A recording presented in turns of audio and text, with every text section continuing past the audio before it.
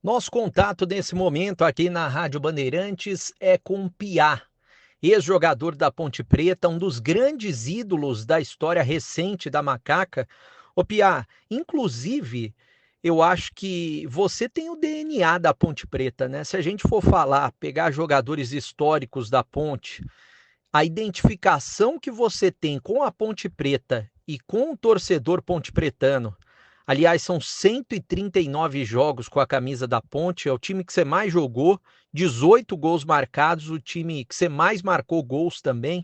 O que você pode falar dessa identificação com o torcedor da Ponte Preta e com a Ponte Preta? Um abraço para você, prazer em tê-lo conosco aqui na Rádio Bandeirantes. Cara, né, um grande abraço primeiramente a todos vocês aqui da Bandeirantes, e em você em especial, né, Breno, que estamos fazendo essa entrevista. Poxa, a gente falar de comprometimento, né? Falar de identificação.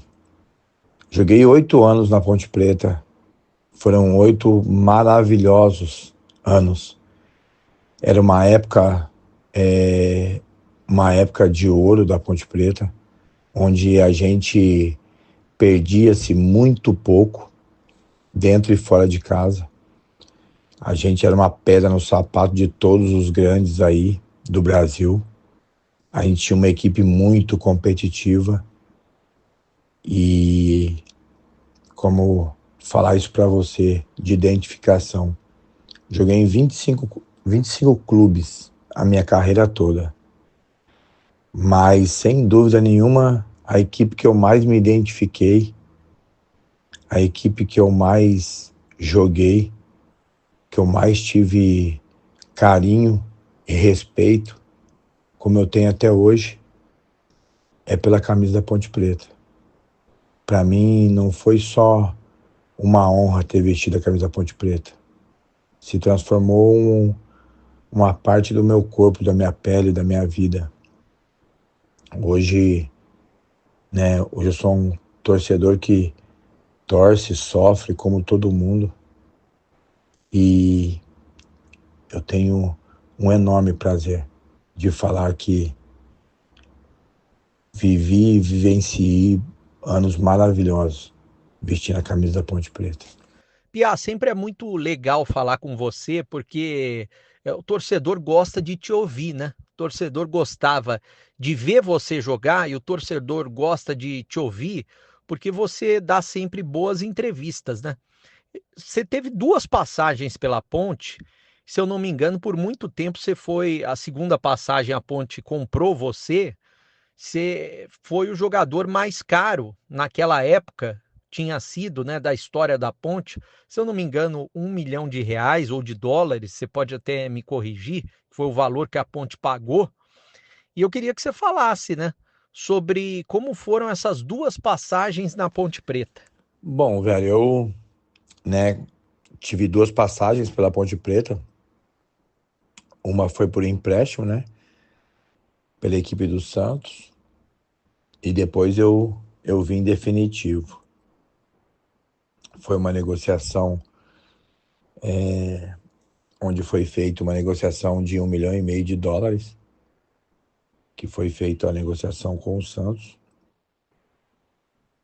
Eu, eu acredito, se não me engano, eu ainda sou o jogador mais, a negociação mais cara da história da Ponte Preta.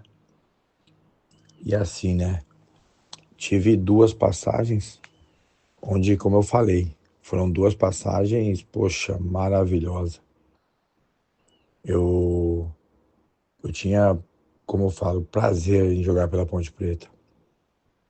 Tivemos momentos bons, momentos ruins, momentos maravilhosos, momentos difíceis, mas a gente conseguiu jogar, fazer por merecer e superar todo aquele aquele momento difícil e vibrar e ter muita alegria no momento bom. Acho que a parte de eu ter vindo em definitivo na Ponte Preta foi que carimbou aí muito a minha carreira, o clube deu mais me identificar.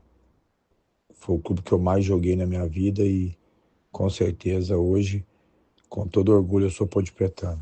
O que você pode falar do Eberlin, que hoje é o presidente da Ponte? Eu imagino que você tenha um bom relacionamento com ele, e se eu não me engano, ele ajudou a trazer você para a Ponte Preta, né? Cara, eu sempre tive um ótimo relacionamento com o Eberlin. Na minha época, quando eu vim para a Ponte, ele era diretor de futebol. Depois ele acabou se tornando vice-presidente também. E hoje é o presidente do clube em exercício. Eu, com esse tempo todo, quando o Marquinho acabou saindo da Ponte Preta, que ele esteve longe, fora da Ponte Preta, a gente continuou tendo um relacionamento, continuamos tendo amizade, né? Foi construída uma amizade sincera, um cara que eu gosto muito, respeito muito. E eu sou, né, suspeita de falar, uma pessoa que eu tenho um carinho muito grande. Acho que todo mundo tem seus prós e seus contras, mas eu, particularmente, assim, é uma pessoa que eu respeito e tenho um carinho muito grande por ter trabalhado com ele tanto tempo como jogador. E fora o futebol, a gente mantivemos contato e mantivemos amizade, que isso é muito difícil dentro do futebol, né? Mas é uma pessoa que eu respeito e com certeza é uma pessoa que eu considero muito como meu amigo. Agora, você jogou muitos derbys, né, Piá? Se a gente for falar, fica até amanhã aqui contando a história do Piá no derby. E foi uma das situações que deixou você também muito identificado com o torcedor da Ponte Preta. O seu primeiro foi em 99 no Majestoso, um 0-0. Você se lembra desse jogo por ser o primeiro? Poxa, Breno, falar de derby, né, amigo? Caramba, eu vivi muita alegria, né? Tive uma derrota, né, para a equipe do Guarani, que eu acho que ele se arrepende até hoje. Na época, a Ponte fazia tempo que não ganhava do Guarani. A Ponte fazia 14 anos, acho que ficava nas divisões abaixo. E aí, quando completou 15 anos, eles dançaram valsa. Acho que foi o maior arrependimento dos bugrinos dançar valsa aquele dia e eu ver aquilo, que eu não sabia nem o que estava acontecendo. Aí me explicaram o porquê que dançaram a valsa. E aí depois, toda a vitória da Ponte em cima do Guarani, eu imitava a galinha e dançava a valsa. E de preferência dentro da casa deles lá dentro. A gente deitava e rolava dentro do campo, ganhava e depois ia dançar valsa e imitar a galinha fora do campo de jogo, né? Mas dentro do estádio deles lá. E aqui também batemos. E aí eu peguei o costume de fazer isso e tá sempre fazendo isso, até porque ficou marcado aquele dia que eles dançaram aquela valsa. E como eu falei, custou muito caro para eles isso aí, que eles tiveram que me engolir muito e muito tempo depois. E não conseguia ganhar da gente, que é pior de tudo para eles. Mas o derby de 99 foi meu primeiro derby, uma rivalidade do caramba, duas grandes equipes. Foi o jogo mais faltoso do Campeonato Brasileiro. Foi mais de 100 faltas no jogo. Cada bola que passava, o pau comia. E nós, de preferência, poxa, nós descemos a madeira neles. Para você ter uma ideia da rivalidade que eu criava quando os jogadores chegavam na Ponte Preta, que eu falava para todo mundo: ó, o jogo hoje é guerra. Então ninguém cumprimenta ninguém do outro lado, não pega na mão de ninguém do outro lado. E depois do jogo, se alguém trocar camisa, vai apanhar no vestiário. Não tinha cumprimento, não tinha abraço, não tinha aperto de mão, não tinha nada disso, era guerra. Depois do jogo, saía, cada um ia pro seu lado, assim, dentro de campo era uma guerra, né? A gente transformava o jogo numa guerra. Eu falava para todo mundo, alarmava todo mundo dentro da Ponte Preta que era guerra e não, do outro lado, eram os nossos inimigos. E naquele momento a gente estava entrando para vencer, para matar ou morrer. Então não podia ter moleza. E era assim que a gente fazia, assim que eu vivenciei os derbys todos da minha vida.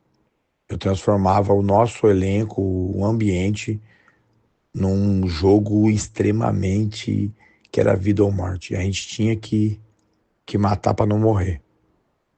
E é por isso que eu perdi uma vez só. Teve dois derbys marcantes também. O primeiro que eu gostaria que você falasse depois do 0-0 foi a quebra do tabu. Há mais de 15 anos a Ponte não vencia o Guarani, aqueles 4-2 no Brinco de Ouro, e foi uma segunda-feira, e a Ponte estava perdendo o jogo por 2-0 e virou 4-2. O que você pode falar daquele jogo? Olha, esse dos 4-2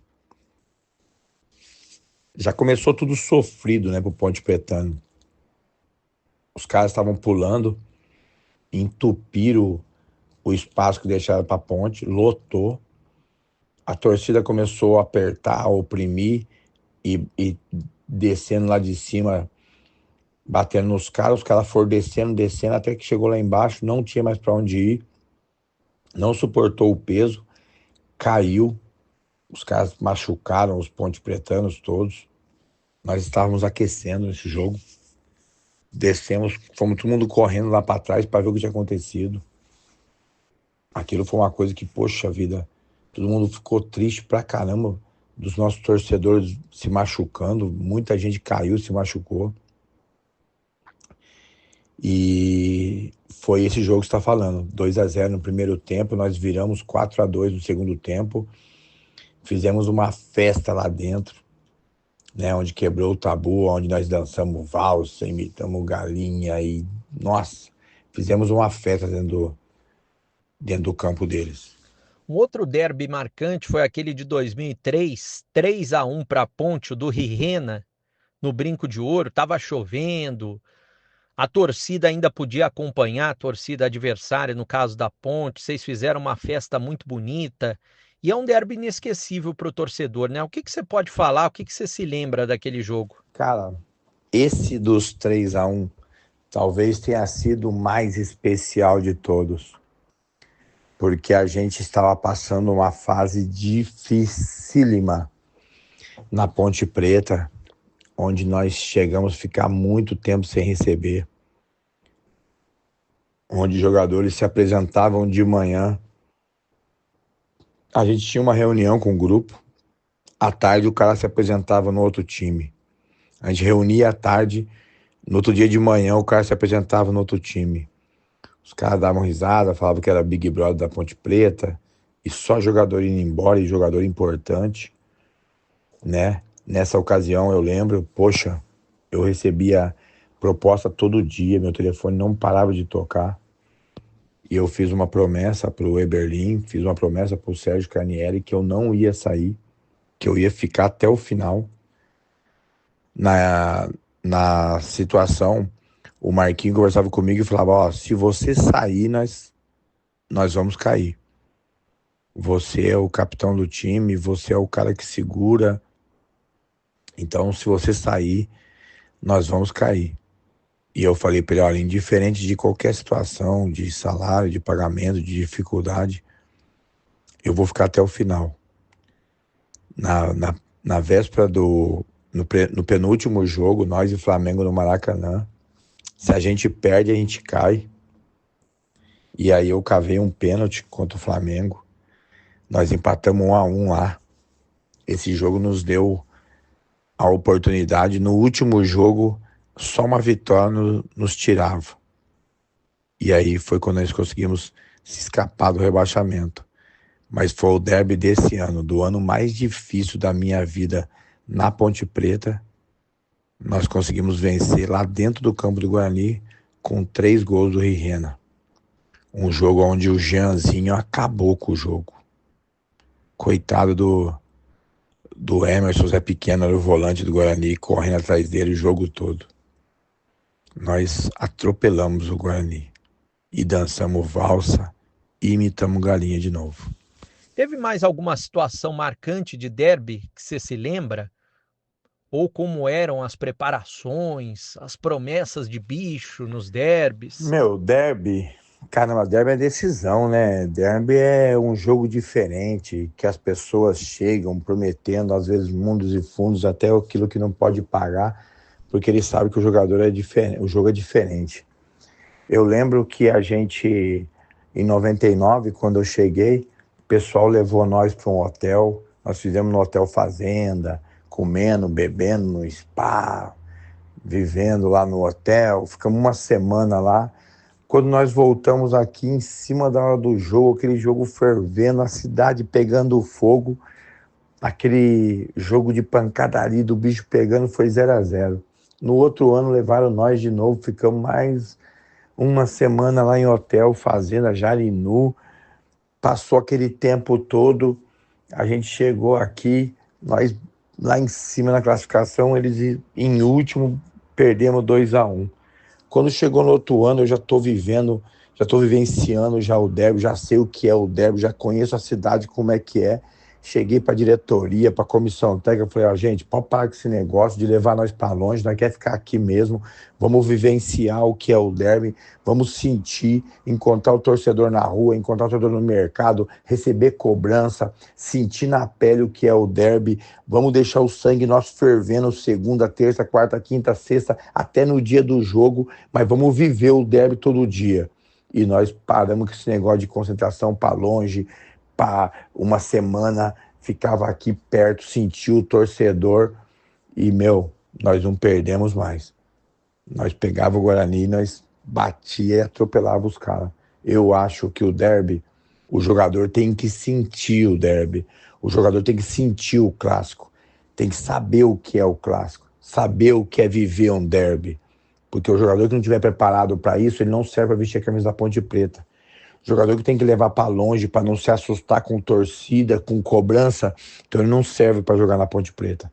O jogador para jogar na Ponte Preta ele tem que saber que o derby é uma guerra e ele tem que estar aqui vivendo isso, ouvindo do torcedor da Ponte cobrança, porque ele tem que jogar e tem que ganhar o derby.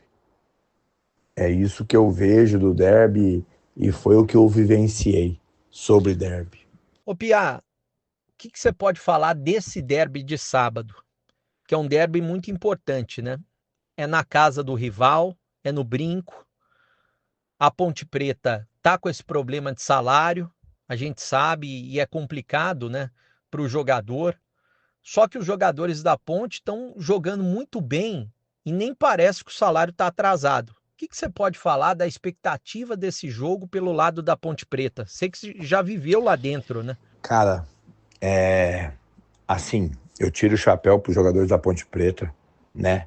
Está com a dificuldade aí a respeito de salário, os caras vêm honrando a camisa da Ponte Preta, vêm jogando. E eu vivenciei isso, né? Em 2003, nós ficamos 10 meses sem receber o direito de imagem, 10 meses praticamente sem salário. E nós fomos para dentro de campo, lá dentro do campo do Guarani, e vencemos por 3-1. Então, esse grupo tem mostrado que é um grupo vencedor, um grupo guerreiro que está buscando objetivo. É o jogo, com certeza, mais importante. É o jogo, com certeza, que a Ponte Preta precisa sair de lá com resultado positivo. Se a Ponte Preta sair de lá sem perder, acho que a Ponte Preta já é uma grande vantagem. Claro que vencer, poxa, você vencer na estreia de um quadrangular e vencendo na casa do adversário, o seu maior rival, aí você já coloca praticamente o corpo dentro do acesso. Mas vai ser um jogo difícil pra caramba, pegado pra caramba. Mas eu confio e acredito no grupo, que nós vamos lá dentro e vamos buscar essa vitória. É um grupo forte, um grupo experiente e tem mostrado isso dentro de campo. Agora eu gostaria que você falasse também da sua vida pessoal, Piá, porque Você teve problemas recentes, a gente sabe disso, mas você deu a volta por cima.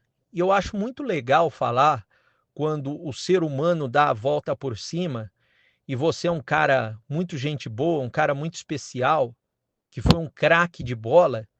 E eu queria que você falasse sobre essa volta por cima na sua vida, até para deixar como exemplo para quem está nos ouvindo. Eu sei que você está trabalhando com o futebol também, retomando o trabalho com o futebol. Sei que mora em Sumaré, aqui na região de Campinas. E eu acho que é muito legal ver você retomando a sua vida, retomando a carreira no futebol. Você teve problemas, todo mundo sabe, é público isso. Mas quem não errou, quem nunca errou na vida, né, Pia? Eu queria que você desse esse seu depoimento sobre a sua vida, como que tá nesse momento e como que você se sente depois de tudo que você já passou. Caramba, Breno,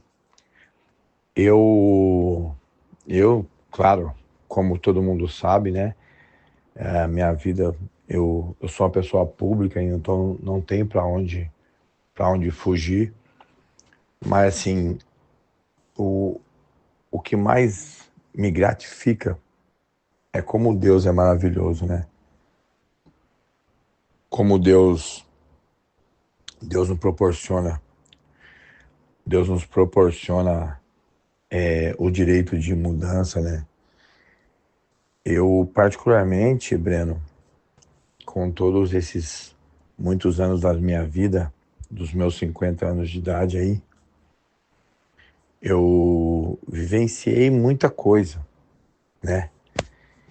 Mas com todos os tempos da minha vida, eu não conhecia, eu não conhecia a Deus, né? Eu não sabia realmente o que Deus quer da gente, né? E eu aprendi isso, né, de uma maneira difícil, né, da minha vida, mas onde nesse momento difícil eu aprendi a conhecer a Bíblia e me aproximar de Deus.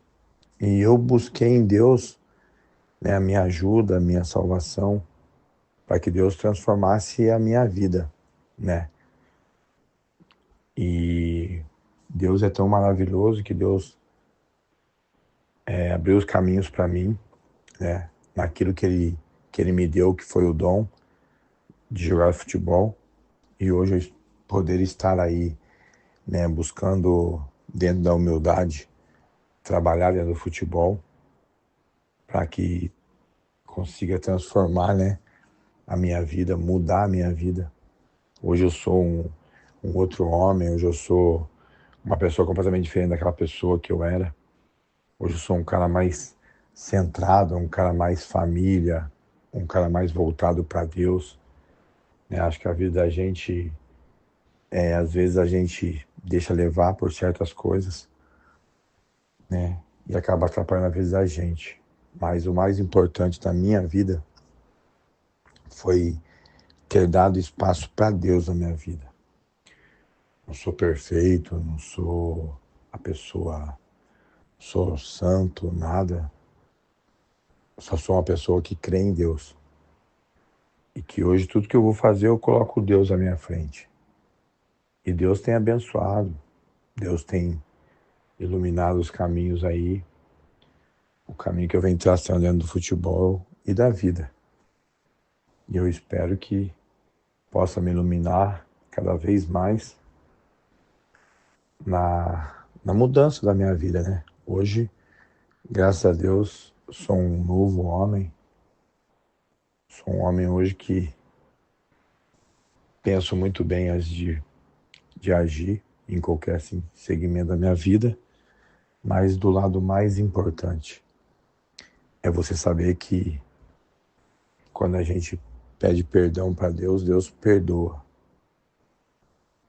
E a gente tem que seguir em frente. E é o que eu estou fazendo, seguindo em frente a minha vida. Beleza, meu amigo? Pia, muito obrigado por aceitar o nosso convite aqui na Rádio Bandeirantes. A equipe gosta muito de você, o Batista, o Tigrão, Edu Pinheiro e todos da nossa equipe, e é claro, a torcida da Ponte também. Um abraço para você, Pia. Cara, um grande abraço a você e a todos da Bandeirantes. Cara, um carinho e um respeito muito grande. Pessoal da minha época, poxa. Um grande abraço ao Edu, um grande abraço ao Tigrão especial, ao Batista especial, que são pessoas que vivenciaram esses 8 anos meus de Ponte Preta, jogando e vivendo aquela vida completamente diferente de hoje, que eu vivia, que eu era uma pessoa. Nossa, meu Deus, eu voava, meu Deus do céu, como eu bagunçava, como eu era terrível fora de campo, mas como eu dava a minha vida dentro de campo também. Um grande abraço a todos da Bandeirantes, em especial para você que me convidou. Foi um prazer imenso, uma satisfação imensa de fazer parte desse programa com vocês e desejar aí toda a sorte do mundo para nossa Ponte Preta e que consiga buscar um grande resultado. Um grande abraço, meu amigo, um grande abraço a todos da Bandeirantes aí. Deus abençoe a vida de todos.